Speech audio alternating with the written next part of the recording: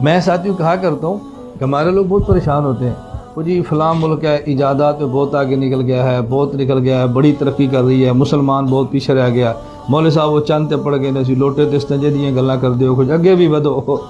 میں نے کہا وہ چاند پر گئے ہیں اور ہمارا چاند عرش پر گیا ہے، نہیں سمجھے؟ وہ چاند پر گئے اور ہمارا چاند اتنی ترقی کی مثال کو دے سکتا ہے؟ دنیا کی تیز رفتار سواری ہم چیلنج سے کہتے ہیں کوئی ترقی یافتہ ملک بتائے ان کا جہاز کتنا جاتا ہے، ٹھیک ہے آواز سے اتنے گنے تیز چلتا ہوگا، ہم نے مان لیا، لیکن ہمارے حضور جس سواری پر گئے ہیں نا اسے کیا کہتے ہیں؟ براق۔ رفتار کتنی ہے؟ جہاں نگاہ پڑتی ہے وہاں قدم پڑتا ہے۔ ایسی ترقی کسی نے کی ہے؟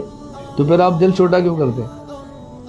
پھر کیوں دل چھوٹا کرتے ہیں؟ اپنی ترقی بتاؤ بھئی، ہم کون ہیں، ہم کہاں تک پہنچے ہیں؟ تم نہیں پہنچ سکتے جہاں تک ہم پہنچے ہیں، یہ باتیں بتایا کرو۔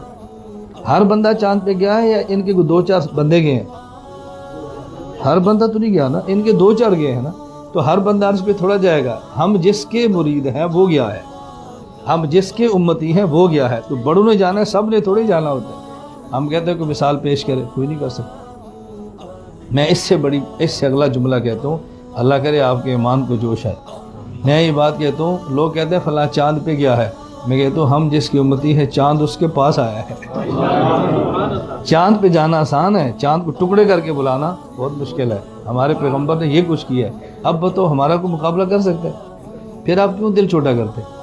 کبھی لباس خراب ہو رہا ہے، کبھی شکلیں بگاڑی جا رہی ہیں، کیوں؟ فلاں ایسا ہے، فلاں ایسا ہے، اور بابا کچھ حیا کرو۔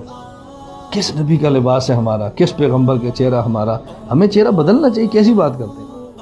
اس لیے میں عرض کرتا ہوں کہ آپ فیصلے کرو کہ ہم چہرہ حضور والا بنائیں گے۔ نیت کرتے ہو کہ نہیں؟